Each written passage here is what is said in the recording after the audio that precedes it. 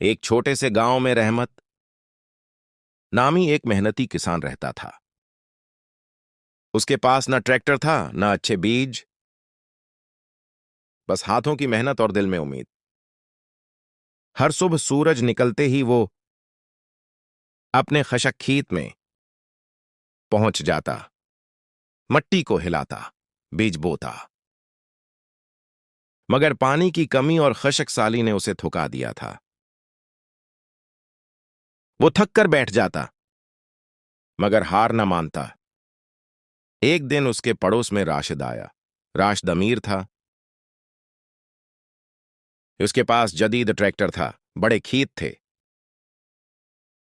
और फसल हमेशा बेहतरीन लगती थी। राशिद ट्रैक्टर चलाता हुआ गुजरा तो रहमत ने दौर से देखा और दिल में सोचा, काश हमारे पास भी ऐसा कोई सहारा होता।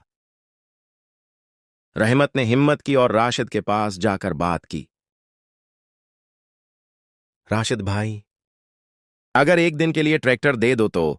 रहमत ने हाथ जोड़े, आंखें झुकाकर कहा। राशिद मुस्कुराया। अरे रहमत भाई, ये क्या बात की? ये तो हमारा मुश्तरका खेत है, ले लो,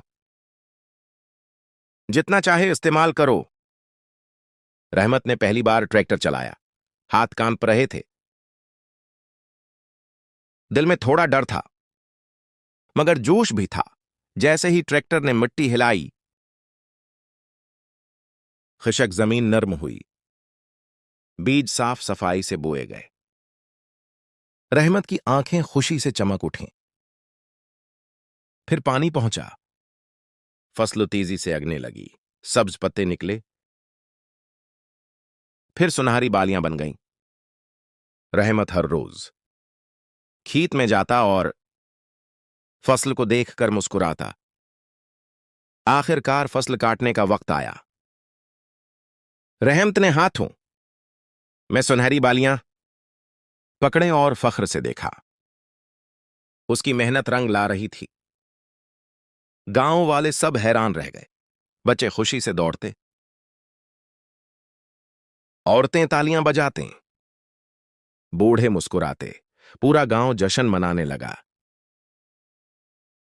रात को जब सूरज गुरूब हो चुका था, रहमत घर वापस जा रहा था। उसके चेहरे पर इत्मीनान था। कदम हल्के थे। पीछे खेत में ट्रैक्टर खड़ा था, सितारों तले चमक रहा था। रहमत ने आसमान की तरफ देखा और दिल ही दिल में कहा, अल्लाह का शुक्र है, मेहनत और दोस्ती से सब मुमकिन है।